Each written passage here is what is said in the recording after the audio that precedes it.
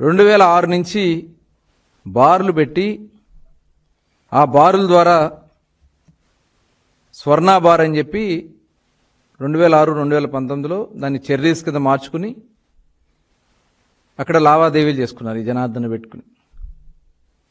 ఎవరైతే జోగి రమేష్ తమ్ముడు రాము దీంట్లో ఉన్నారనేది క్లియర్గా కనబడతా ఉంది. అలాగే బాలాజీ బార్ మరొక బార్ పెట్టుకుని దాన్ని మళ్ళీ గుడ్విల్ అనే పేరుతో పేరు మార్చి తర్వాత మళ్ళీ ఏఎన్ఆర్ బార్ అని మార్చి 2017లో ఇబ్రహీంపట్నంలో ఒక సిండికేట్ కూడా నడిపి 2017 నుంచి 19 వరకు నడిపి లాభాలు పంచుకున్నారు.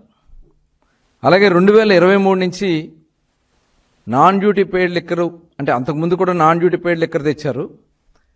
2023 నుంచి స్పూరియస్ లిక్కర్స్ తయారు చేసి ఏదైతే కల్తీ మద్యాన్ని తయారు చేసి వాళ్ళ బారుల్లో అమ్మినట్లుగా జనార్దన్ రావు క్లియర్గా చెప్పాడు. కానీ కూటమి ప్రభుత్వం వచ్చిన తర్వాత నేను ఆపేశాను.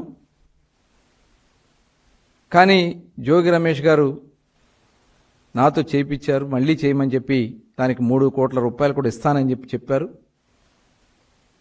అలాగే 23వ తారీఖున ఉదయం 8:30-9:15 మధ్యలో ఈ జనార్దన్ రావు జోగి రమేష్ గారి ఇంటికి వెళ్ళింది వాస్తవా కాదా? సీసీటీవీ ఫుటేజ్లు ఉన్నాయి.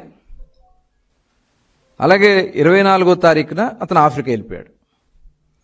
అంటే 23వ తారీఖున అతను ఇక్కడి నుంచి పంపించి ఇదంతా కూడా కుట్ర చేసి అక్కడ అంతా కూడా తాత్కాలికంగా మొలకల చెరువులో వాళ్ళు అక్కడ 15-20 రోజుల్లోనే అదంతా కూడా ఏర్పాటు చేశారు. అక్కడ అవన్నీ కూడా లీక్ చేసింది వాళ్లే. ఇదంతా కూడా చేయటానికి 3 కోట్ల రూపాయలు బేరం కుదుర్చుకున్నారు వీళ్ళు.